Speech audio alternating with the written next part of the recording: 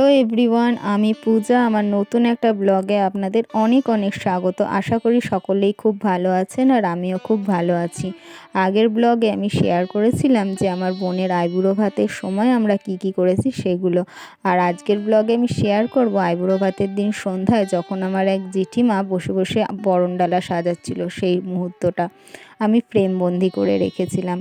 তা আমার জেঠিমা এখানে চালের মধ্যে হলুদ, তেল এই সমস্ত কিছু মিশিয়ে ছোট ছোট ভাঁড়ের মধ্যে ভরে তাতে দেখলাম কড়ি, তারপর হলুদ, একটা করে টাকা আর সুপারি দিয়ে অন্যদিকে রাখলো। তারপর আবার দেখি বাকি চালটা কুলোর মধ্যে ঢেলে দিয়ে সেই ছোট ছোট ভাঁড়ের মতন, যেগুলো হাঁড়ি বলা যায় না, আমি ঠিক জানি না, সেগুলোকে রেখে দিল। তারপর অন্য একটা থালার মধ্যে কলা, তারপর দশকর্মার দোকান থেকে যে সমস্ত জিনিসগুলো দিয়েছিল সেগুলো সব সাজাচ্ছিল বসে বসে, আর আমি এখানে ভিডিও করছিলাম। তারপরে অন্যদিকে দেখি একটা ছোট কাগজের মধ্যে কিছু মোড়া জিনিস রয়েছে, যেমন মধু ছিল, ঘি ছিল, আরও কিছু জিনিস ছিল। সেগুলোকে তখন জেঠিমা বলছে তুই তাহলে ওগুলোকে রেখে দে।